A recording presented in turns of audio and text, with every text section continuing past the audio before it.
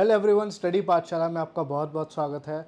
तो ਅੱਜ ਆਪਾਂ ਜਿਹੜੀ ਇੰਪੋਰਟੈਂਟ ਗੱਲ ਕਰਾਂਗੇ ਡੈਟ ਵਿਲ ਬੀ ਰਿਗਾਰਡਿੰਗ ਦਾ ਛੋਟਾ ਘੱਲੂਘਾਰਾ। ਠੀਕ ਹੈ, तो ਜੋ ਪੰਜਾਬ ਵਿੱਚ ਪ੍ਰੋਬਲਮਸ ਚੱਲ ਰਹੀਆਂ ਸੀ 18th ਸੈਂਚੁਰੀ ਵਿੱਚ, ਉਹਦੇ ਵਿੱਚ ਇੱਕ ਬਹੁਤ ਵੱਡਾ ਇਸ਼ੂ ਸੀ, ਬਹੁਤ ਵੱਡਾ ਇੱਕ ਬੈਡ ਇਨਸੀਡੈਂਟ ਸੀ ਜਿਹਨੂੰ ਆਪਾਂ ਕਹਿੰਦੇ ਹਾਂ ਛੋਟਾ ਘੱਲੂਘਾਰਾ। That means small holocaust. ਤਾਂ ਆਪਾਂ ਇਹਨੂੰ ਸਮਝਣ ਦੀ ਕੋਸ਼ਿਸ਼ ਕਰਦੇ ਹਾਂ ਕਿ ਕੀ ਚੀਜ਼ ਹੈ ਛੋਟਾ ਘੱਲੂਘਾਰਾ। ਘੱਲੂਘਾਰਾ ਦਾ ਮਤਲਬ ਕੀ ਹੁੰਦਾ, ਜਿਵੇਂ ਕਿ ਜਿਊਜ਼ ਦਾ ਹੋਲੋਕੌਸਟ ਕੀਤਾ ਸੀ ਨਾਜ਼ੀਜ਼ ਨੇ, as Jews were killed by Nazis in huge number.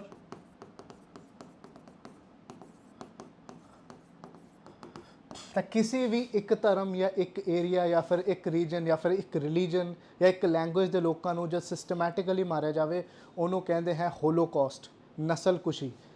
ਲੇਕਿਨ ਪੰਜਾਬੀ ਵਿੱਚ ਜੋ ਟਰਮ ਦਿੱਤੀ ਗਈ ਹੈ ਜਿਹਦੇ ਵਿੱਚ ਪਰਟੀਕੂਲਰਲੀ ਸਿੱਖ ਕਮਿਊਨਿਟੀ ਨੂੰ ਟਾਰਗੇਟ ਕੀਤਾ ਗਿਆ ਸੀ, ਡੈਟ ਇਜ਼ ਕਾਲਡ ਐਜ਼ ਘੱਲੂਘਾਰਾ। ਤਾਂ ਛੋਟਾ ਘੱਲੂਘਾਰਾ ਦੀ ਆਪਾਂ ਗੱਲ ਕਰਾਂਗੇ ਜਿਹਦੇ ਵਿੱਚ ਸਿੱਖਸ ਵਰ ਟਾਰਗੇਟਡ ਬਾਏ ਦੀ ਮੁਗਲ ਐਡਮਿਨਿਸਟ੍ਰੇਸ਼ਨ। ਅਤੇ ਇਹ ਜੋ ਵਾਕਿਆ ਹੋਇਆ ਸੀ ਉਹ 1746 ਵਿੱਚ ਹੋਇਆ ਸੀ। ਅਤੇ ਇਹਦੀ ਆਪਾਂ ਡਿਟੇਲ ਵਿੱਚ ਗੱਲ ਕਰਾਂਗੇ, ਲੇਕਿਨ ਡਿਟੇਲ 'ਚ ਜਾਣ ਤੋਂ ਪਹਿਲਾਂ ਇਹਦੇ ਬੈਕਗਰਾਊਂਡ ਦੇਖਦੇ ਹਾਂ ਕਿ ਕੀ ਇਹੋ ਜਿਹਾ ਹੋਇਆ ਜਿਹਦੇ ਕਰਕੇ ਇਸ ਤਰੀਕੇ ਦਾ ਜੋ ਭਾਣਾ ਹੈ ਉਹ ਵਾਪਰਿਆ।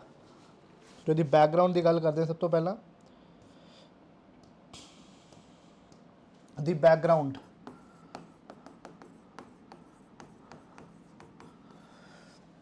ਬਾਬਾ ਬੰਦਾ ਸਿੰਘ ਬਹਾਦਰ ਜੀ ਜਦੋਂ ਸ਼ਹੀਦ ਕੀਤੇ ਗਏ 1716 ਵਿੱਚ, 1716 ਵਿੱਚ, ਉਸ ਤੋਂ ਬਾਅਦ ਪੰਜਾਬ ਵਿੱਚ ਲੀਡਰਸ਼ਿਪ ਦਾ ਬਹੁਤ ਵੱਡਾ ਇੱਕ ਵੈਕਿਊਮ ਦਿਖਿਆ। ਸੋ ਬੈਕਗਰਾਊਂਡ ਦੀ ਗੱਲ ਕਰੀਏ ਤਾਂ after the ਮਾਰਟਰਡਮ of Baba Banda Singh Bahadur ਜੀ ਇੱਕ ਪੋਲੀਟੀਕਲ ਵੈਕਿਊਮ ਇੱਥੇ ਨਜ਼ਰ ਆਉਂਦਾ ਹੈ, ਲੈਕ ਆਫ ਲੀਡਰਸ਼ਿਪ ਥੋੜ੍ਹੀ ਨਜ਼ਰ ਆਉਂਦੀ ਹੈ, ਜਿਹਦੇ ਕਰਕੇ ਪੰਜਾਬੀਜ਼ ਦਾ ਜੋ ਕਤਲੇਆਮ ਹੈ, ਪੰਜਾਬੀਜ਼ ਦਾ ਜੋ ਪਰਸੀਕਿਊਸ਼ਨ ਹੈ, ਉਹ ਮੁਗਲ ਸ਼ਾਸਨ ਕਾਫੀ ਤਗੜੇ ਤਰੀਕੇ ਨਾਲ ਕਰਨਾ ਸ਼ੁਰੂ ਕਰ ਦਿੰਦਾ ਹੈ। So you can say hair is leadership crisis. ਹਾਲਾਂਕਿ ਕੁਛ ਲੀਡਰ ਸੀਗੇ ਬਟ ਉਹ ਇੱਕ ਗੈਪ ਜ਼ਰੂਰ ਆਇਆ after the death of Baba Banda Singh Bahadur ji. Second ਆਪਾਂ ਗੱਲ ਕਰਦੇ ਹਾਂ that is the continuous invasions. Punjab ਵਿੱਚ ਹਮਲੇ ਬੜੇ ਤੇਜ਼ ਹੋਣੇ ਸ਼ੁਰੂ ਹੋ ਗਏ। ਆਪਾਂ ਗੱਲ ਕਰ ਰਹੇ ਹਾਂ 1700s ਦੀ, 1746 ਤੇ ਵੀ ਆਵਾਂਗੇ ਪਰ ਆਪਾਂ 1700s ਦੀ ਗੱਲ ਕਰ ਰਹੇ ਹਾਂ। ਬਾਬਾ ਬੰਦਾ ਸਿੰਘ ਬਹਾਦਰ ਜੀ ਸ਼ਹੀਦ ਹੁੰਦੇ 1716 ਵਿੱਚ, ਅਤੇ ਉਸ ਤੋਂ ਬਾਅਦ ਪੰਜਾਬ ਏਰੀਆ ਵਿੱਚ ਬਹੁਤ ਜ਼ਿਆਦਾ ਹਾਹਾਕਾਰ ਮਚਣੀ ਸ਼ੁਰੂ ਹੋ ਜਾਂਦੀ ਹੈ।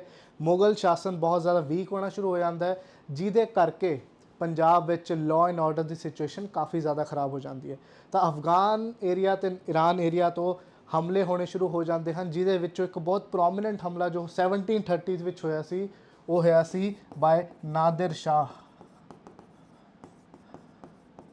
1738-39 ਵਿੱਚ ਉਹਦਾ ਹਮਲਾ ਹੋਇਆ ਸੀ, ਜਿਹਦੇ ਕਰਕੇ ਕਾਫੀ ਜ਼ਿਆਦਾ ਪੰਜਾਬ ਨੂੰ ਨੁਕਸਾਨ ਹੋਇਆ ਸੀ। ਹਾਲਾਂਕਿ ਜ਼ਿਆਦਾ ਨੁਕਸਾਨ ਉਸ ਟਾਈਮ 'ਤੇ ਦਿੱਲੀ ਵਿੱਚ ਹੋਇਆ ਸੀ ਕਿਉਂਕਿ ਦਿੱਲੀ ਵੀ ਕਬਜ਼ਾ ਕਰ ਲਿਆ ਸੀ ਨਾਦਰ ਸ਼ਾਹ ਨੇ।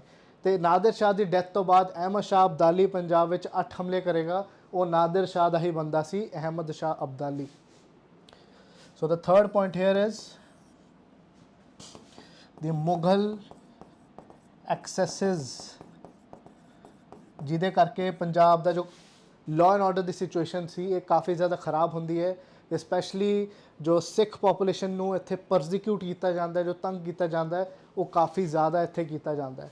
ਮੁਗਲ ਐਕਸੈਸਿਸ, ਹੁਣ ਮੁਗਲ ਗਵਰਨਰ ਜਿੰਨੇ ਵੀ ਸੀਗੇ ਉਹ ਬਿਲਕੁਲ ਬਰਦਾਸ਼ਤ ਨਹੀਂ ਸੀ ਕਰ ਸਕਦੇ ਕਿ ਕੋਈ ਵੀ ਉਹਨਾਂ ਦੇ ਖਿਲਾਫ ਜੇ ਆਪਾਂ ਕਹਿ ਦਈਏ ਆਵਾਜ਼ ਚੁੱਕੇ। ਕੋਈ ਵੀ ਉਹਨਾਂ ਦੇ ਖਿਲਾਫ ਆਵਾਜ਼ ਚੁੱਕਦਾ ਸੀ ਤਾਂ ਉਹਨਾਂ ਲਈ ਬਹੁਤ ਵੱਡੀ ਪ੍ਰੋਬਲਮ ਬਣ ਜਾਂਦੀ ਸੀ ਅਤੇ ਉਹਨਾਂ ਨੂੰ ਕੁਚਲਣ ਦੀ ਗੱਲ ਕਰਦੇ ਸੀ।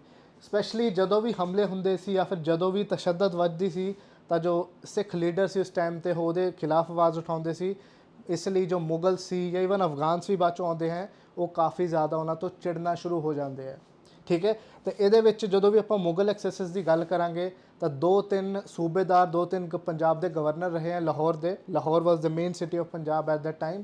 ਤਾਂ ਉਹਨਾਂ ਦਾ ਨਾਮ ਯਾਦ ਰੱਖਣਾ ਐਗਜ਼ਾਮ ਪੁਆਇੰਟ ਆਫ ਵਿਊ ਲਈ ਬੜਾ ਜ਼ਰੂਰੀ ਹੈ। ਸੋ ਹੂ ਵਰ ਦੀ ਗਵਰਨਰਸ ਆਫ ਲਾਹੌਰ? ਇੱਕ ਨਾਮ ਤੁਹਾਨੂੰ ਯਾਦ ਰਹਿਣਾ ਚਾਹੀਦਾ ਹੈ, ਡੈਟ ਇਜ਼ ਜ਼ਕਰੀਆ ਖਾਨ ਬਹਾਦੁਰ। ਬਹਾਦੁਰ ਇਹਨੇ ਲਾਇਆ ਤਾਂ ਹੋਇਆ ਬਟ ਇਹ ਬਹਾਦੁਰ ਸੀਗਾ ਨਹੀਂ। ਐਂਡ ਦ ਸੈਕਿੰਡ ਵਾਜ਼ ਯਾਹਿਆ ਖਾਨ। ਯਾਹਿਆ ਖਾਨ ਜੋ ਕਿ ਇਸ ਤੋਂ ਬਾਅਦ ਹੀ ਆਉਂਦੇ ਹੈ।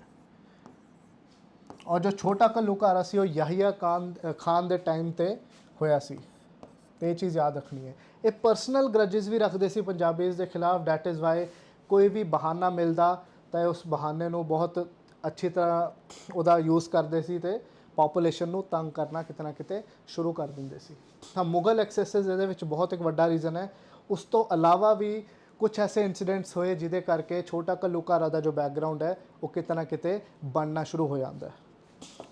ਸੋ ਲੈਟਸ ਡਿਸਕਸ ਇਟ ਕਿ 1746 ਤੋਂ ਪਹਿਲਾਂ ਇਸ ਤਰ੍ਹਾਂ ਦੇ ਕਿਹੜੇ ਇਮੀਡੀਏਟ ਇਵੈਂਟ ਸੀ ਜਿਹਦੇ ਕਰਕੇ ਜੋ ਇੱਕ ਸਮਾਲ ਹੋਲੋਕਾਸਟ ਹੈ 1746 ਵਿੱਚ ਹੁੰਦਾ ਹੈ। ਸੋ ਇਨ ਬਰੀਫ ਚ ਆਪਾਂ ਦੇਖਦੇ ਹਾਂ 1739 ਤੋਂ ਬਾਅਦ ਚੀਜ਼ਾਂ ਕਾਫੀ ਵਰਸ ਹੋਣੀਆਂ ਸ਼ੁਰੂ ਹੋ ਜਾਂਦੀਆਂ। ਤਾਂ 1739 ਔਨਵਰਡਸ ਟਿਲ 1746 ਪ੍ਰੋਬਲਮਸ ਬਹੁਤ ਜ਼ਿਆਦਾ ਰਹਿਣਗੀਆਂ। ਤਾਂ ਯਾਦ ਰੱਖਿਓ ਆਫਟਰ 1739 ਭਾਈ ਮਨੀ ਸਿੰਘ ਜੋ ਸੀਗੇ ਉਹ ਸ਼ਹੀਦ ਕਰ ਦਿੱਤੇ ਗਏ ਸੀ, ਜੋ ਕਿ ਬਹੁਤ ਹੀ ਰਿਸਪੈਕਟਡ ਲੀਡਰ ਸੀਗੇ ਸਿੱਖਾਂ ਦੇ। 1738 ਵਿੱਚ ਸ਼ਹੀਦ ਕਰਤਾ ਗਿਆ ਸੀ, ਜੋ ਕਿ 1739 ਤੋਂ ਸਿਰਫ 1 ਸਾਲ ਪਹਿਲਾਂ ਦੀ ਗੱਲ ਹੈ। Second is the Massa Rangar affair. Massa Rangar affair, Massa Rangar ਇੱਕ ਬਹੁਤ ਹੀ ਖਰਾਬ ਆਦਮੀ ਸੀ ਜੋ ਕਿ ਗਲਤ ਹਰਕਤਾਂ ਕਰਦਾ ਸੀ, ਦਰਬਾਰ ਸਾਹਿਬ ਵਿੱਚ ਜਾ ਕੇ ਬੇਅਦਬੀ ਕਰਦਾ ਸੀ। ਤਾਂ ਮੱਸਾ ਰੰਗੜ ਨੂੰ ਮਾਰ ਦਿੱਤਾ ਗਿਆ ਸੀ 2 ਸਿੱਖਾਂ ਦੁਆਰਾ 1740 ਵਿੱਚ ਦਰਬਾਰ ਸਾਹਿਬ ਵਿੱਚ ਵੜ ਕੇ, ਕਿਉਂਕਿ ਉਹ ਬੇਅਦਬੀ ਕਰ ਰਿਹਾ ਸੀ ਵਿੱਚ ਦਰਬਾਰ ਸਾਹਿਬ ਦੇ ਜਾ ਕੇ। ਤੇ ਉਹਨਾਂ ਦਾ ਨਾਮ ਸੀ ਜਿਨ੍ਹਾਂ ਸਿੱਖਾਂ ਨੇ ਮਾਰਿਆ ਸੀ ਸੁੱਖਾ ਸਿੰਘ ਤੇ ਮਹਿਤਾਬ ਸਿੰਘ।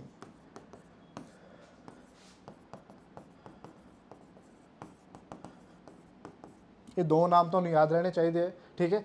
ਤੀਜਾ ਜੇ ਆਪਾਂ ਇਨਸੀਡੈਂਟ ਦੇਖੀਏ ਡੈਟ ਇਜ਼ ਸ਼ਹੀਦੀ ਆਫ ਭਾਈ ਤਾਰੂ ਸਿੰਘ। 1745 ਵਿੱਚ ਇਹਨਾਂ ਦੀ ਖੋਪੜੀ ਲਾ ਦਿੱਤੀ ਗਈ ਸੀ ਔਰ ਉਹ ਲਾਉਣ ਵਾਲਾ ਕੌਣ ਸੀ? ਜ਼ਕਰੀਆ ਖਾਨ ਬਹਾਦਰ। ਸੋ ਡੈਟ ਇਜ਼ ਵਾਈ ਇਹ ਜੋ 3-4 ਇਨਸੀਡੈਂਟ ਹੁੰਦੇ ਹੈ ਇਹਦੇ ਕਰਕੇ ਪੰਜਾਬ ਵਿੱਚ ਆਕਰੋਸ਼ ਬਹੁਤ ਜ਼ਿਆਦਾ ਵੱਧਦਾ ਹੈ। ਤੇ ਜਿਹੜੇ ਈਵਨ ਮੁਗਲ ਐਡਮਿਨਿਸਟ੍ਰੇਸ਼ਨ ਹੈ ਉਹ ਵੀ ਇਹ ਠਾਣ ਲੈਂਦੀ ਹੈ ਕਿ ਉਹ ਪੰਜਾਬੀਜ਼ ਨੂੰ ਸਪੈਸ਼ਲੀ ਸਿੱਖ ਕਮਿਊਨਿਟੀ ਨੂੰ ਕਾਫੀ ਜ਼ਿਆਦਾ ਤੰਗ ਕਰੇਗੀ ਤੇ ਪਰਸੀਕਿਊਟ ਕਰੇਗੀ। ਸੋ ਇਹ ਇੱਕ ਬਰੀਫ ਬੈਕਗਰਾਉਂਡ ਸੀਗਾ। ਹੁਣ ਆਪਾਂ ਡਾਇਰੈਕਟ ਆਉਣੇ ਹੈ ਘੱਲੂਘਾਰਾ 'ਚ, ਜੋ ਕਿ ਹੋਇਆ ਸੀ 1746 ਵਿੱਚ। ਇੱਕ ਗੱਲ ਇੱਥੇ ਫਿਰ ਮੈਂ ਦੱਸਦਾ ਕਿ ਛੋਟਾ ਘੱਲੂਘਾਰਾ, ਇਹ ਜੋ ਘੱਲੂਘਾਰੇ ਹੋਏ ਸੀ ਪੂਰੇ 1700s ਦੀ ਜੇ ਆਪਾਂ ਗੱਲ ਕਰੀਏ ਤਾਂ 2 ਹੋਏ ਸੀ। ਇਹਦੇ ਵਿੱਚ 1746 ਵਿੱਚ ਛੋਟਾ ਹੁੰਦਾ ਹੈ ਐਂਡ 1762 ਵਿੱਚ ਵੱਡਾ ਘੱਲੂਘਾਰਾ ਹੁੰਦਾ ਜਿਹਦੇ ਵਿੱਚ ਹੋਰ ਵੀ ਜ਼ਿਆਦਾ ਕਤਲੇਆਮ ਹੁੰਦਾ ਹੈ, ਜਿਹਦੇ ਵਿੱਚ ਅਬਦਾਲੀ ਦਾ ਰੋਲ ਕਾਫੀ ਜ਼ਿਆਦਾ ਇੰਪੋਰਟੈਂਟ ਸੀ ਜਦੋਂ ਆਪਾਂ ਵੱਡੇ ਘੱਲੂਘਾਰੇ ਦੀ ਗੱਲ ਕਰਦੇ ਹਾਂ। But today will be talking about only ਦ ਛੋਟਾ ਘੱਲੂਘਾਰਾ। ਹੁਣ ਇਸ ਤਰੀਕੇ ਦਾ ਇੱਕ ਵਾਕਿਆ ਸੀ ਜਿਹਦੇ ਵਿੱਚ 7000 ਦੇ ਅਰਾਊਂਡ ਸਿੱਖਾਂ ਨੂੰ ਮਾਰਿਆ ਜਾਂਦਾ ਹੈ ਤੇ ਅਰਾਊਂਡ 3000 ਨੂੰ ਕੈਦ ਕਰਕੇ ਲੈ ਜਾਂਦੇ ਹਨ। ਤੇ ਲਾਹੌਰ ਦੇ ਇੱਕ ਘੋੜੇ ਵਾਲਾ ਚੌਂਕ ਸੀ ਜਿਹਨੂੰ ਸ਼ਹੀਦਗੰਜ ਵੀ ਕਿਹਾ ਜਾਂਦਾ ਹੈ, ਉੱਥੇ ਜਾ ਕੇ ਉਹਨਾਂ ਨੂੰ ਮਾਰ ਦਿੱਤਾ ਗਿਆ ਤੇ ਐਗਜ਼ੀਕਿਊਟ ਕਰ ਦਿੱਤਾ ਗਿਆ। ਤੇ 7000 ਪਲੱਸ 3000 ਅਰਾਊਂਡ 10000 ਕੈਜੂਅਲਟੀਜ਼ ਇਸ ਟਾਈਮ ਤੇ ਹੋਈਆਂ ਸੀ। 10,000 ਕੈਜੂਅਲਟੀਜ਼, 10,000 ਐਗਜ਼ੀਕਿਊਸ਼ਨਸ ਜਾਂ ਫਿਰ ਡੈਥ। ਔਰ ਕੁਛ ਹਿਸਟੋਰੀਅਨਸ ਤਾਂ ਇਹ ਵੀ ਕਹਿੰਦੇ ਹੈ ਕਿ 10,000 ਤੋਂ ਵੀ ਜ਼ਿਆਦਾ ਕਤਲ ਐਕਚੁਅਲੀ ਹੋਏ ਸੀ। ਬਟ ਕੰਜ਼ਰਵੇਟਿਵ ਦਾ ਜੇ ਐਸਟੀਮੇਟ ਲਾ ਕੇ ਚੱਲੀਏ ਤਾਂ 10,000 ਤਾਂ ਐਟਲੀਸਟ ਆਪਾਂ ਲਾ ਹੀ ਸਕਦੇ ਹਾਂ। ਤਾਂ ਇਹ ਇੱਕ ਰਫ ਜਿਹਾ ਨੰਬਰ ਹੈ ਜੋ ਕਿ ਮਨ 'ਚ ਯਾਦ ਰਹਿਣਾ ਚਾਹੀਦਾ ਕਿ ਕਿੰਨਾ ਕਿੱਥੇ ਡੈਮੇਜ ਹੋਇਆ, ਠੀਕ ਹੈ। ज़्यादा फैक्ट्स इंपॉर्टेंट, ज़्यादा फिगर्स रिमेंबर नहीं करनी होंगी बट कुछ फिगर्स हैं वो इंपॉर्टेंट होंगी हैं। सो ਜ਼ਕਰੀਆ ਖਾਨ ਬਹਾਦਰ ਜੋ ਕਿ ਲਾਹੌਰ ਦੇ ਗਵਰਨਰ ਸੀਗੇ ਜਿਨ੍ਹਾਂ ਦੀ ਆਪਾਂ ਪਹਿਲਾਂ ਹੀ ਗੱਲ ਕੀਤੀ, ਠੀਕ ਹੈ। ਇਹ ਆਲਰੇਡੀ ਕਾਫੀ ਜ਼ਿਆਦਾ ਪ੍ਰੋਬਲਮ ਕਰਦੇ ਸੀ ਸਿੱਖ ਕਮਿਊਨਿਟੀ ਲਈ, ਪੰਜਾਬੀਜ਼ ਲਈ।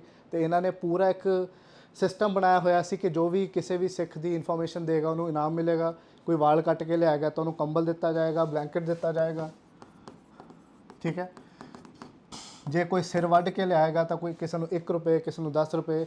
ਤਾਂ ਇਸ ਤਰੀਕੇ ਦੇ ਮੋਨੇਟਰੀ ਅਵਾਰਡ ਇੱਥੇ ਦਿੱਤੇ ਗਏ, ਬਲੈਂਕਟਸ ਵਗੈਰਾ ਆਫਰ ਕੀਤੇ ਗਏ ਸੋ ਦੈਟ ਜੋ ਇੱਥੇ ਸਿੱਖ ਪੋਪੂਲੇਸ਼ਨ ਦਾ ਕਾਫੀ ਜ਼ਿਆਦਾ ਨੁਕਸਾਨ ਕੀਤਾ ਜਾਵੇ ਐਂਡ ਓਵਰਆਲ ਪੰਜਾਬੀਜ਼ ਨੂੰ ਵੀ ਡੀਮੋਰਲਾਈਜ਼ ਕੀਤਾ ਜਾਵੇ, ਨਾਟ ਓਨਲੀ ਵਨ ਕਮਿਊਨਿਟੀ। ਤਾਂ ਇਹ ਮੁਗਲ ਗਵਰਨਰਸ ਦੀ ਜ਼ਿਆਦਾਤਰ ਪੋਲਿਸੀਜ਼ ਜੋ ਸੀਗੀਆਂ ਉਹ ਇਸੇ ਤਰੀਕੇ ਦੇ ਸੀਗੀਆਂ। ਅਤੇ Zakariya Khan Bahadur is not an exception. ਇਸ ਤੋਂ ਪਹਿਲਾਂ ਆਉਣ ਵਾਲੇ ਅਬਦੁਲ ਸਮਦ ਖਾਨ ਜੋ ਇਹਨਾਂ ਦੇ ਹੀ ਫਾਦਰ ਸੀ, ਅਬਦੁਲ ਸਮਦ ਖਾਨ ਜ਼ਕਰੀਆ ਖਾਨ ਦੇ, ਉਹਦੀਆਂ ਵੀ ਸੇਮ ਪੋਲਿਸੀ ਸੀਗੀਆਂ। ਇਸ ਤੋਂ ਬਾਅਦ ਆਏਗਾ ਯਾਹਿਆ ਖਾਨ ਜਿਹਦੀ ਆਪਾਂ ਪਹਿਲਾਂ ਗੱਲ ਕੀਤੀ, ਉਹਦੀ ਪੋਲਿਸੀਜ਼ ਵੀ ਕਿਤੇ ਨਾ ਕਿਤੇ ਸੇਮ ਸੀ। ਇਹ ਪੰਜਾਬੀਜ਼ ਨੂੰ ਜਿੰਨਾ ਹੋ ਸਕੇ ਉਹਨਾਂ ਦਬਾ ਰਹੇ ਸੀ ਤੇ ਉਹਨਾਂ ਨੂੰ ਮਾਰਨ ਦੇ ਮੌਕੇ ਬਿਲਕੁਲ ਲੱਭਦੇ ਰਹਿੰਦੇ ਸੀ। ਤੇ 2-3 ਨਾਮ ਤੁਹਾਨੂੰ ਯਾਦ ਹੋਣੇ ਚਾਹੀਦੇ, ਅਬਦੁਲ ਸਮਦ ਖਾਨ, ਜ਼ਕਰੀਆ ਖਾਨ ਬਹਾਦਰ ਐਂਡ ਯਾਹਿਆ ਖਾਨ। ਜੋ ਛੋਟਾ ਘੱਲੂਘਾਰਾ ਹੋਇਆ ਸੀ ਉਹ ਯਾਹਿਆ ਖਾਨ ਦੇ ਟਾਈਮ ਤੇ ਹੋਇਆ ਸੀ।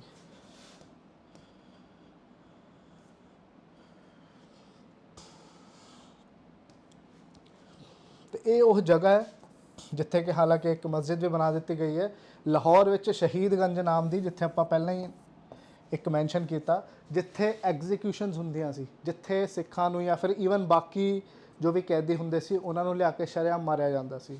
ਠੀਕ ਹੈ, ਤੇ ਸ਼ਹੀਦਗੰਜ ਨਾਮ ਦੀ ਜਗ੍ਹਾ ਸੀ ਲਾਹੌਰ ਵਿੱਚ। ਸੋ ਇਹ ਜਗ੍ਹਾ ਵੀ ਕਿਤੇ ਨਾ ਕਿਤੇ ਪਤਾ ਹੋਣੀ ਚਾਹੀਦੀ ਹੈ। ਇਹ ਐਗਜ਼ਾਮ ਪੁਆਇੰਟ ਆਫ ਵਿਊ ਲਈ ਇੱਕ ਇੰਪੋਰਟੈਂਟ ਫੈਕਟ ਹੋ ਸਕਦਾ ਹੈ, ਵਨ ਲਾਈਨਰ ਵਿੱਚ ਤੁਹਾਨੂੰ ਪੁੱਛਿਆ ਜਾ ਸਕਦਾ ਹੈ।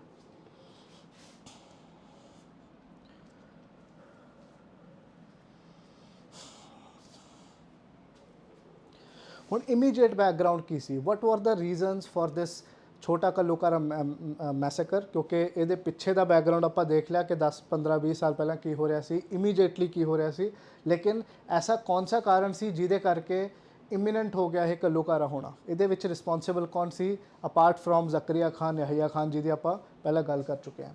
ਇਹ ਗੱਲ ਯਾਦ ਰੱਖਿਓ, 1730s 40s ਆਉਂਦੇ ਆਉਂਦੇ ਹਾਲਾਂਕਿ ਇੱਕ ਪੋਲੀਟੀਕਲ ਕ੍ਰਾਈਸਿਸ ਸੀ ਪੰਜਾਬ ਵਿੱਚ, ਬਟ ਸਟਿਲ ਕੁਛ ਲੀਡਰਸ ਸੀ ਜੋ ਕਿ ਐਮਰਜ ਹੋ ਰਹੇ ਸੀ, ਜੋ ਕਿ ਲੋਕਾਂ ਨੂੰ ਇੱਕ ਡਾਇਰੈਕਸ਼ਨ ਦੇਣ ਦਾ ਇੱਥੇ ਕੰਮ ਕਰਨਾ ਸ਼ੁਰੂ ਕਰ ਰਹੇ ਸੀ। ਫੋਰ ਐਗਜ਼ਾਮਪਲ ਜੱਸਾ ਸਿੰਘ ਆਹਲੂਵਾਲੀਆ, ਸਰਦਾਰ ਜੱਸਾ ਸਿੰਘ ਆਹਲੂਵਾਲੀਆ ਉਹ ਸੀ ਜੋ ਕਿ ਸਿੱਖਾਂ ਨੂੰ ਇਕੱਠੇ ਕਰਕੇ ਰਾਤ ਨੂੰ ਹਮਲੇ ਕਰਿਆ ਕਰਦੇ ਸੀ, ਸੋ ਦੈਟ ਜਿੰਨੇ ਵੀ ਇਨਵੇਡਰਸ ਨੇ ਉਹਨਾਂ ਨੂੰ ਡੀਮੋਰਲਾਈਜ਼ ਕੀਤਾ ਜਾਵੇ। ਹੌਲੀ ਹੌਲੀ ਇਹ ਜੋ ਲੀਡਰਸ ਨੇ, ਜਿਵੇਂ ਕਿ ਸਰਦਾਰ ਜੱਸਾ ਸਿੰਘ ਆਹਲੂਵਾਲੀਆ, ਸਰਦਾਰ ਜੱਸਾ ਸਿੰਘ ਰਾਮਗੜੀਆ, ਜੈ ਸਿੰਘ ਘਨਈਆ ਜੀ, ਉਹਨਾਂ ਬਾਰੇ ਆਪਾਂ ਫਿਰ ਗੱਲ ਕਰਾਂਗੇ।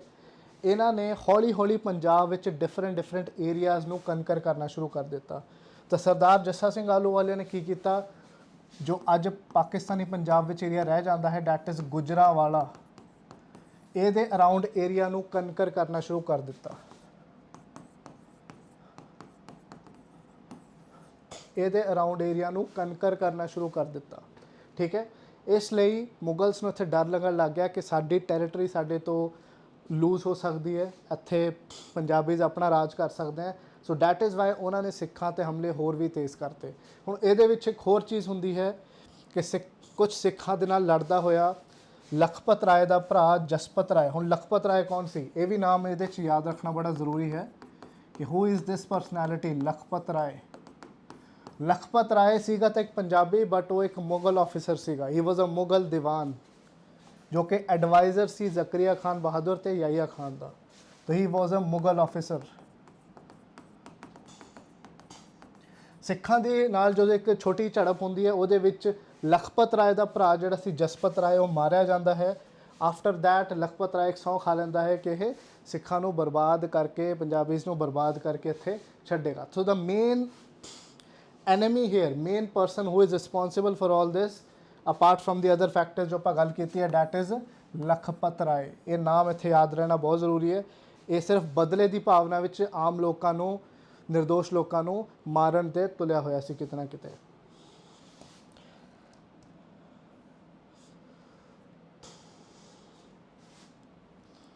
ਤਾਂ ਲਖਪਤ ਰਾਏ ਆਪਾਂ ਆਲਰੇਡੀ ਗੱਲ ਕਰ ਚੁੱਕੇ ਹਾਂ, ਇੱਕ ਦੀਵਾਨ ਸੀ, ਰੈਵਨਿਊ ਆਫਿਸਰ ਐਟ ਲਾਹੌਰ। ਠੀਕ ਹੈ, ਤਾਂ ਇਹਦੇ ਬਾਰੇ ਥੋੜ੍ਹਾ ਜਿਹਾ ਪਤਾ ਹੋਣਾ ਇੱਥੇ ਜ਼ਰੂਰੀ ਹੈ। ਠੀਕ ਹੈ, ਅਤੇ ਇਹ ਆਮ ਲੋਕਾਂ ਵਿੱਚ ਵੀ ਇੱਕ ਨਫ਼ਰਤ ਦੀ ਇੱਕ ਫੀਲਿੰਗ ਫੈਲਾ ਰਿਹਾ ਸੀ against the Sikh community, and ਚਾਹ ਰਿਹਾ ਸੀ ਕਿ ਜੋ ਆਮ ਲੋਕ ਹੈ ਉਹ ਵੀ ਖਿਲਾਫ ਹੋ ਜਾਣ। ਠੀਕ ਹੈ, ਅਤੇ ਉਹਦੇ ਨਾਲ ਨਾਲ ਇਹ ਵੀ ਗੱਲ ਯਾਦ ਰੱਖਣੀ ਹੈ ਕਿ ਜੋ ਹਿਮਾਚਲ ਏਰੀਆ ਦੇ ਪਹਾੜੀ ਰਾਜਾ ਸੀ, ਹਿਲ ਰਾਜਾਜ਼, ਠੀਕ ਹੈ, ਸਪੈਸ਼ਲੀ ਦੀ ਹਿਮਾਲयन ਫੁੱਟਹਿਲਸ ਦੇ ਜੋ ਹਿਲ ਰਾਜਾਜ਼ ਸੀਗੇ, ਉਹ ਵੀ ਮੁਗਲਸ ਦੇ ਇੱਥੇ ਅਲਾਈਜ਼ ਸੀ। ਸੋ ਹਿਲ ਰਾਜਾਜ਼ especially, they were the allies of Mughals.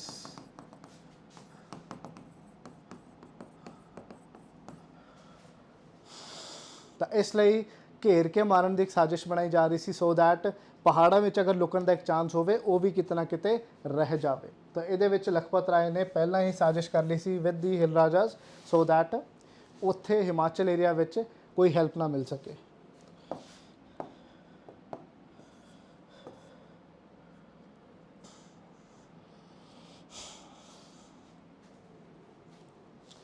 ਹੁਣ ਹੁੰਦਾ ਕੀ ਹੈ, ਮਈ 1746, ਠੀਕ ਹੈ, ਮੇ 1746 ਵਿੱਚ ਇਹ ਛੋਟਾ ਘੱਲੂਘਾਰਾ ਵਾਪਰਦਾ ਹੈ। ਲੇਕਿਨ ਉਸ ਤੋਂ ਪਹਿਲਾਂ ਵੀ 2-3 ਮਹੀਨੇ ਪਹਿਲਾਂ, ਡੈਟ ਇਜ਼ ਮਾਰਚ ਅਪ੍ਰੈਲ, ਠੀਕ ਹੈ, ਈਵਨ ਉਸ ਤੋਂ ਪਹਿਲਾਂ ਇਹਨੇ ਆਰਡਰ ਇਸ਼ੂ ਕਰ ਦਿੱਤੇ ਅਲੱਗ-ਅਲੱਗ ਸ਼ਹਿਰਾਂ ਵਿੱਚ, ਲਾਹੌਰ ਵਿੱਚ, ਕਿ ਜਿੱਥੇ ਵੀ ਤੁਹਾਨੂੰ ਸਿੱਖ ਫੈਮਿਲੀ ਮਿਲਦੀ ਹੈ ਉਹਨਾਂ ਨੂੰ ਸ਼ਹੀਦਗੰਜ ਵਿੱਚ ਲੈ ਕੇ ਆਓ ਤੇ ਉਹਨਾਂ ਨੂੰ ਮਾਰਨਾ ਕਿਤੇ ਨਾ ਕਿਤੇ ਸ਼ੁਰੂ ਕਰ ਦਿਓ, ਠੀਕ ਹੈ। ਜਿੰਨੇ ਵੀ ਸਿੱਖ ਲੱਭਦੇ ਉਹਨਾਂ ਨੂੰ ਫੜੋ ਤੇ ਉਹਨਾਂ ਨੂੰ ਸਜ਼ਾਵਾਂ ਦੇਣੀਆਂ ਸ਼ੁਰੂ ਕਰ ਦਿਓ। ਤਾਂ ਇਹਨੇ ਆਪਣੀ ਜ਼ਾਤੀ ਦੁਸ਼ਮਣੀ ਕੱਢਣ ਲਈ ਪੂਰੀ ਕਮਿਊਨਿਟੀ ਨੂੰ ਕਿਤੇ ਨਾ ਕਿਤੇ ਹਰਾਸ ਕਰਨਾ ਸ਼ੁਰੂ ਕਰਤਾ, ਤੇ ਇਹ ਚੀਜ਼ ਪਹਿਲਾਂ ਹੀ 1746 ਵਿੱਚ ਸ਼ੁਰੂ ਹੋ ਗਈ ਸੀ। ਤੇ ਲਾਹੌਰ ਵਿਖੇ ਸ਼ਹੀਦਗੰਜ ਵਿੱਚ ਕਾਫੀ ਬੇਕਸੂਰ ਲੋਕ ਮਾਰੇ ਗਏ। ਇਹ ਛੋਟੇ ਘੱਲੂਘਾਰੇ ਤੋਂ ਜਸਟ ਪਹਿਲਾਂ ਵਾਪਰਦਾ ਹੈ, ਠੀਕ ਹੈ। ਤਾਂ ਇਹ ਚੀਜ਼ ਯਾਦ ਹੋਣੀ ਚਾਹੀਦੀ ਹੈ ਕਿ ਈਵਨ ਬਿਫੋਰ ਦੀ ਸਮਾਲ ਹੋਲੋਕਾਸਟ, ਜੋ ਐਗਜ਼ੀਕਿਊਸ਼ਨ, ਜੋ ਸਾਰੇ ਕਿਲਿੰਗਸ ਹੈ ਉਹ ਪਹਿਲਾਂ ਸ਼ੁਰੂ ਹੋ ਚੁੱਕੀਆਂ ਸੀ। ਜਿਵੇਂ ਕਿ 10 ਮਾਰਚ 1746 ਨੂੰ ਬਹੁਤ ਸਾਰੇ ਲੋਕਾਂ ਨੂੰ ਰਾਉਂਡ ਅਪ ਕਰਕੇ ਮਾਰ ਦਿੱਤਾ ਗਿਆ। ਸੋ ਕਹਿਣ ਦਾ ਮਤਲਬ ਇਹ ਹੈ ਕਿ ਈਵਨ ਬਿਫੋਰ ਦੀ ਛੋਟਾ ਘੱਲੂਘਾਰਾ situation is not that good.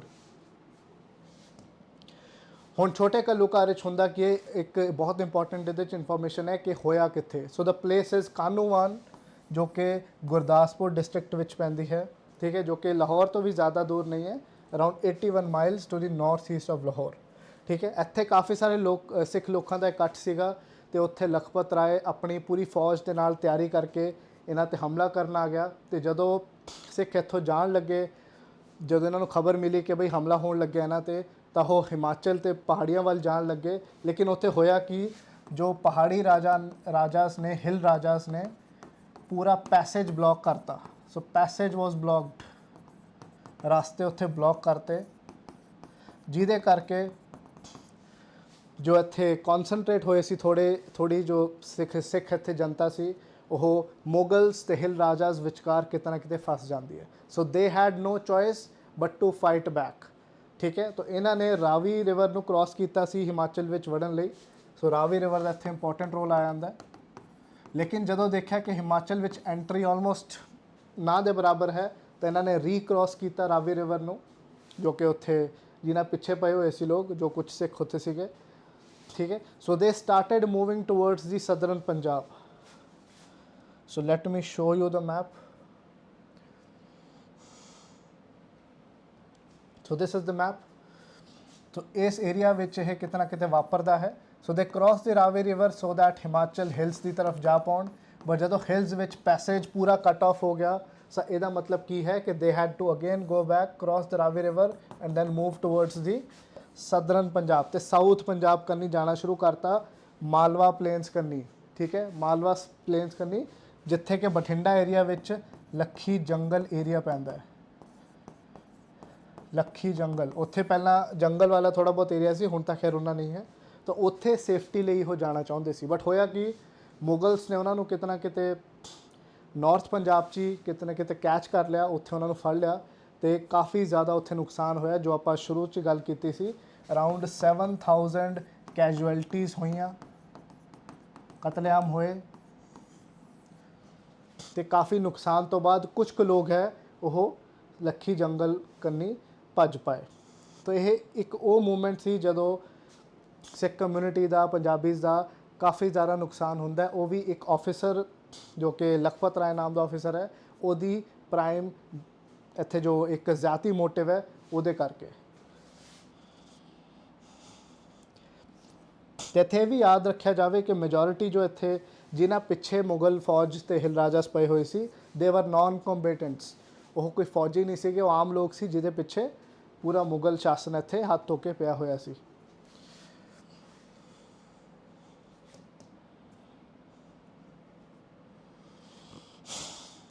ਹੁਣ ਜਦੋਂ ਕਾਫੀ ਜ਼ਿਆਦਾ ਨੁਕਸਾਨ ਹੋ ਜਾਂਦਾ ਹੈ ਛੋਟਾ ਘੱਲੂਘਾਰਾ ਵਿੱਚ, ਤਾਂ ਉਸ ਤੋਂ ਬਾਅਦ ਰਿਜ਼ਲਟ ਜਾਂ ਫਿਰ ਆਫਟਰ ਮੈਥ ਕੀ ਰਹਿੰਦਾ। ਅਤੇ ਇਹ ਚੀਜ਼ ਯਾਦ ਰੱਖਣੀ ਹੈ ਕਿ ਈਵਨ ਆਫਟਰ 1746 ਇਸ ਭਾਣੇ ਦੇ ਵਰਤਨ ਤੋਂ ਬਾਅਦ ਵੀ ਕੋਈ ਜ਼ਿਆਦਾ ਪ੍ਰੈਸ਼ਰ ਈਜ਼ ਹੁੰਦਾ ਹੋਇਆ ਨਹੀਂ ਦਿਖਦਾ ਹੈ। ਸੋ ਪਰਸੀਕਿਊਸ਼ਨ ਜੋ ਸਿੱਖਾਂ ਦੇ ਖਿਲਾਫ ਇੱਕ ਗਲਤ ਇੱਕ ਭਾਵਨਾ ਸੀ ਮੁਗਲ ਸ਼ਾਸਨ ਵਿੱਚ, ਜੋ ਉਹਨਾਂ ਨੂੰ ਲੱਭ ਕੇ ਮਾਰਿਆ ਜਾ ਰਿਹਾ ਸੀ, ਟਾਈਮ ਐਂਡ ਅਗੇਨ ਉਹਨਾਂ ਨੂੰ ਅਟੈਕ ਕੀਤਾ ਜਾ ਰਿਹਾ ਸੀ। ਤਾਂ ਪਰਸੀਕਿਊਸ਼ਨ ਜੋ ਹੈ, ਜੋ ਕਿ ਸਿਸਟਮੈਟਿਕ ਅਟੈਕ ਜੋ ਹੈ, ਠੀਕ ਹੈ, ਉਹ ਚੱਲਦੇ ਰਹੇ ਜਦ ਤੱਕ ਮਹਾਰਾਜਾ ਰਣਜੀਤ ਸਿੰਘ ਦਾ ਤੇ ਮਿਸਲਸ ਦਾ ਰਾਈਜ਼ ਨਹੀਂ ਹੁੰਦਾ। ਠੀਕ ਹੈ, ਲਖਪਤ ਰਾਏ ਸੀ, ਲੇਟਰ ਸਿੱਖਾਂ ਦੁਆਰਾ ਉਹਨੂੰ ਮਾਰ ਦਿੱਤਾ ਗਿਆ। ਠੀਕ ਹੈ, ਤਾਂ ਲਖਪਤ ਰਾਏ ਦੀ ਪ੍ਰੋਬਲਮ ਕਿਤੇ ਨਾ ਕਿਤੇ ਸੋਲਵ ਹੋ ਗਈ ਸੀ। ਬਟ ਈਵਨ ਆਫਟਰ 1746 ਕੋਈ ਰਾਹਤ ਨਹੀਂ ਸੀ, ਬਿਕੋਜ਼ ਅਹਿਮਦ ਸ਼ਾਹ ਅਬਦਾਲੀ 1747 ਔਨਵਰਡਸ ਪੰਜਾਬ ਵਿੱਚ ਹਮਲੇ ਸ਼ੁਰੂ ਕਰ ਦੇਗਾ ਤੇ ਉਹ 8 ਟਾਈਮਸ ਅਟੈਕ ਕਰੇਗਾ ਪੰਜਾਬ ਤੇ। ਸੋ Ahmad Shah Abdali will become important after 1746 and he will harass the entire North Indian population, North West Indian population like anything। ਸੋ ਇਹਦਾ ਜੋ ਨੈਗੇਟਿਵ ਰੋਲ ਹੈ ਇੱਥੇ ਕਾਫੀ ਜ਼ਿਆਦਾ ਆਉਣਾ ਸ਼ੁਰੂ ਹੋ ਜਾਂਦਾ ਹੈ।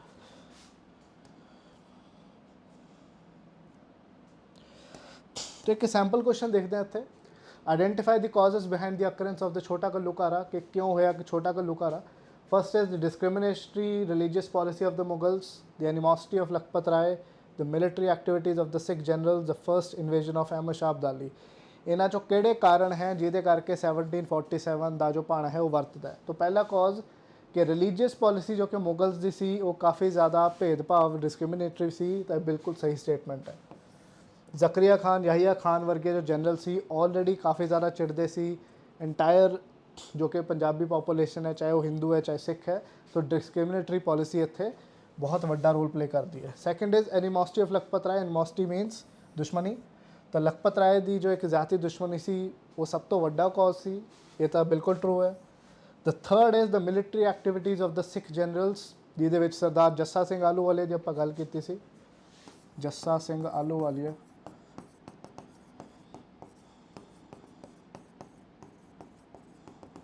ठीक है।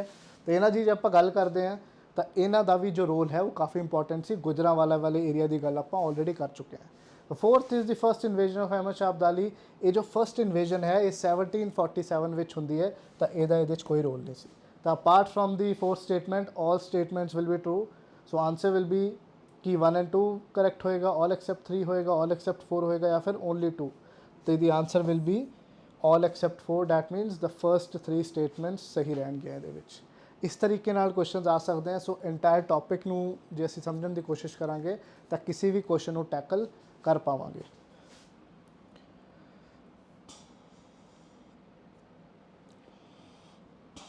ठीक है, so will be there with more topics, more videos, होर वीडियोज़ से क्वेश्चंस लेके आवांगे। तब तक रिवाइज करते रहो, ध्यान रखो, जय हिंद।